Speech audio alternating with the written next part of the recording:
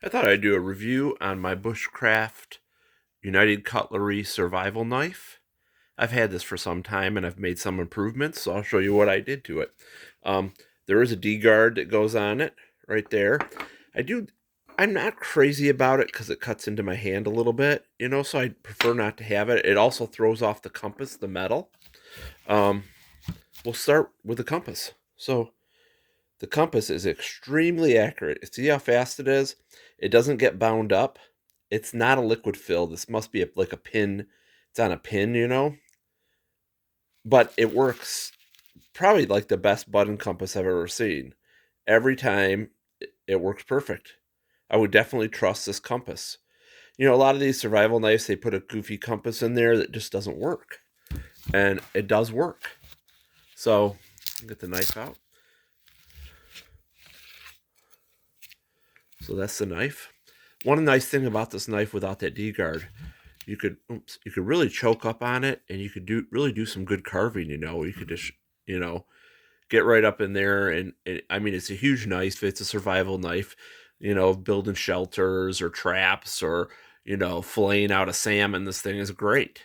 Um, uh, Little knives for filleting out big fish like that, they just don't work good. You mess up the fillets. This you could just all the way down. Flaying out a pike, leaving the double, or flaying out the double bones in the rib cage. This is a pretty cool knife. It is a hollow handle survival knife. It has a zinc handle, which is a non-ferrous metal, so that doesn't affect the compass. There is a metal pin that goes through all the way through, and that's what holds the tang on. I know a lot of people say, well, hollow handle survival knife, this thing's not sturdy. I've never seen one of these break ever on this type of knife. There are some other hollow handle survival knives that are kind of chintzy. This one's pretty good. I think I paid around $30 for it. I think they've went up in price though, just for the reason that I'm not sure they make this one anymore. I'll go over what improvements and what I kept in the case. The case has all these pockets on it for your extra survival gear, and there's a little survival kit in the handle too. But right here at the top, there's a GI what is that called? A GI can opener. Let's see if I can get it out here.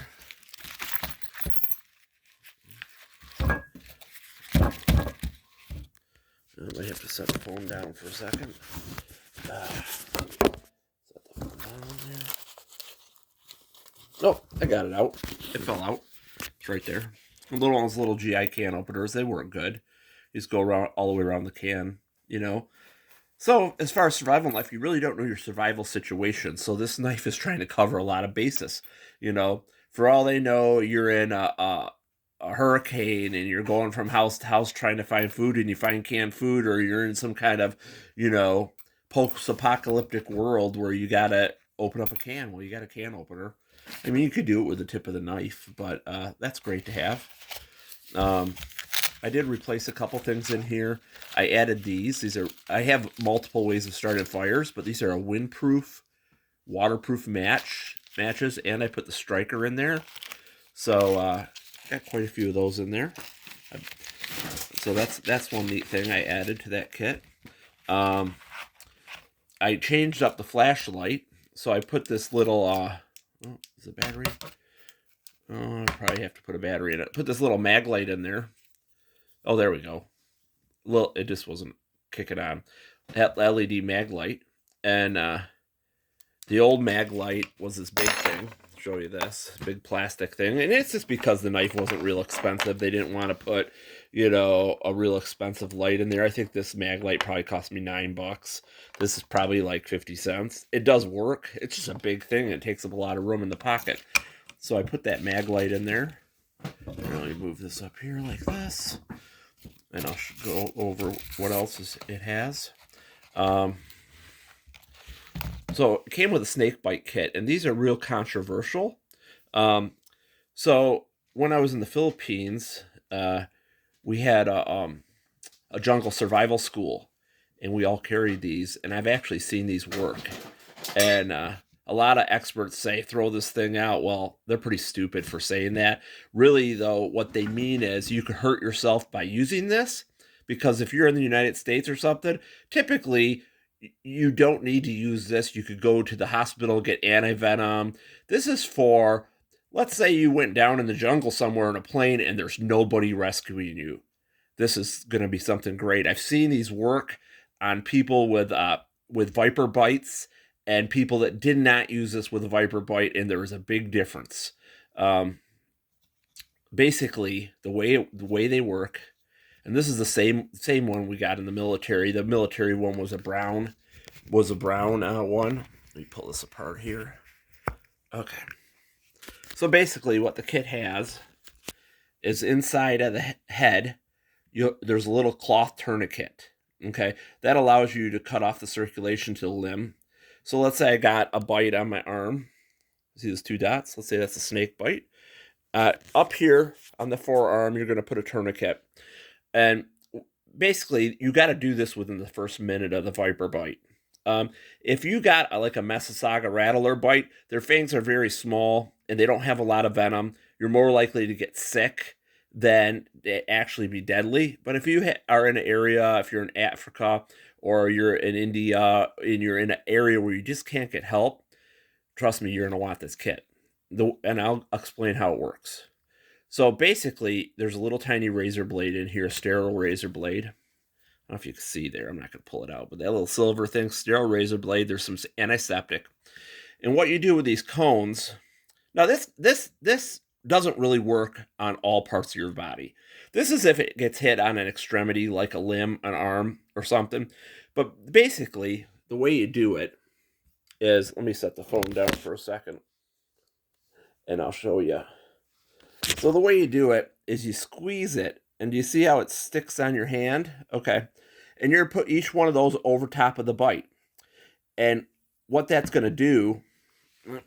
popped off. What that's going to do is it's going to create a suction. Let me see if I can get it on there a little bit better here.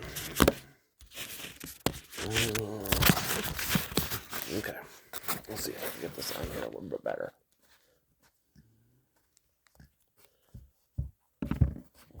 I got to take out that tourniquet. Okay. It's just that that's part of the skin. There's hair. You might want to shave it off. Okay. So, you see how I have it over at each bite? It's going to be sucking it off. And you want to keep the tourniquet on for 20 minutes, and you want to release it for 2 minutes and put it back on for 20 minutes. And you want to repeat that process 3 times. Okay? So, you're just not going to do this, though. This is where the scary part comes in, that razor blade. So, basically, what you're going to do... You can see where it's been sucking. So you got your little red bites there. What you're going to do is you're going to cut. Let's see if I can show you here. Okay. What you're going to do, let me pull out the razor blade here so I won't take it out of the thing. But what you're going to do is you are going to cut a little tiny X just right through the surface. And it'll start bleeding. Now, I'm not talking deep. I'm talking barely in there. You just want to cut the skin. And what that's going to do is it's going to start the blood flow, and it's going to start the pressure of these suction cups is going to suck that venom. And you're not going to get all the venom. It's just like if you got a flu shot and they stuck it in and you stuck one of these on here. Do you think it's going to suck out all the flu shot? No, it's going to get a percentage of it. And that's why you got to do it pretty quick before that venom dissolves into your area. Now, when you get bit by a venomous snake, it's the amount of venom that kills you, not necessarily just having venom. So if you're able to suck out a percentage of the venom, you're going to be good to go. The reason why they don't want you to use this, and everybody says throw this out, they're afraid that you're going to use this razor blade and you're going to stick it in too deep and cut a vein or vascular, or something. Let's say you got bit down here where your veins are. You're just screwed. You can't use this kit. You're not going to want to cut through your veins, on your wrist. But you get cut on the arm, you're going to be thanking God you have this kit. Anyways, that's basically how you use that kit. So let's set this aside. I'll show you what else I got in here. Okay, so that takes care of that pocket. And then in this pocket, got a little lanyard with a pill bottle. And inside of here, I got 6 Tylenol. That's something great to have. You could have a headache, a fever, whatever. And I added that to the kit. Go back here. This is a really good snare, and it actually came with a snare, and it, I think it's definitely worth having. You could set this up. You could catch a possum or a fox. I mean, it's pretty good. It's pretty good thickness, and it works good. So that's a great option. That snare. Also inside of here, I added one of these Harbor Freight fire starters in a magnesium block. So it has this fire starter on here, and there is a good edge on the knife to spark it. And the way the magnesium block works is you kind of shave off little bits of the magnesium from here, and then you flip it over and you throw a spark down with a ferro rod, and it lights that magnesium on fire. So that's a good way of starting a fire. And then for a second way, I got these matches here. If all that fails, what else we got in here? And we also got a sharpening stone. And this knife actually, so this knife, I was looking up online. It says it's a 420 J2 stainless steel, which is kind of a moderate. It's a moderate stainless steel that can be hardened. Normally the Rockwell's around 52. I know just from experience, it sharpens pretty good. It does hold the edge okay. I mean, I think you could definitely process an entire deer with it before you would have to sharpen it. But it does have the stone, and you're able to sharpen it. So I don't think that's a big downfall. And because it's not as hard as some, you're not going to break the blade, So it's not going to shatter like if you had a Rockwell 62 or something. Then as far as what comes in the handle, let me set this down one more time. We'll just open this up. So there's the compass, which works great. And then there's the kit. And right away on the side here, there's Morse code. I can't see you ever using this because I really don't think anybody really knows Morse code, So at least any pilots I knew that didn't really know Morse code. You might get some ham radio operator that knows Morse code. As far as on the top here, there's the cap comes off here. This is your survival kit, and the cap actually is a magnifying glass. Let's see if we can zoom in. Not a real good one, but you can see. Look how you can see how much that magnifies. And you probably could start a fire with this. So that gives you your third way of starting a fire. Inside the kit, see if I can get it open here. Okay. Inside the kit, there's another razor blade, serial razor blade. They like you to have these razor blades. So another razor blade. There is a couple more matches it came with. There's a couple fishing hooks, some fishing weights, some fishing line. Looks like about a number 6 fishing hook. Gives you 2 of those. Gives you probably 10, 12 feet of fishing line. So a little fishing kit. That's not bad to have.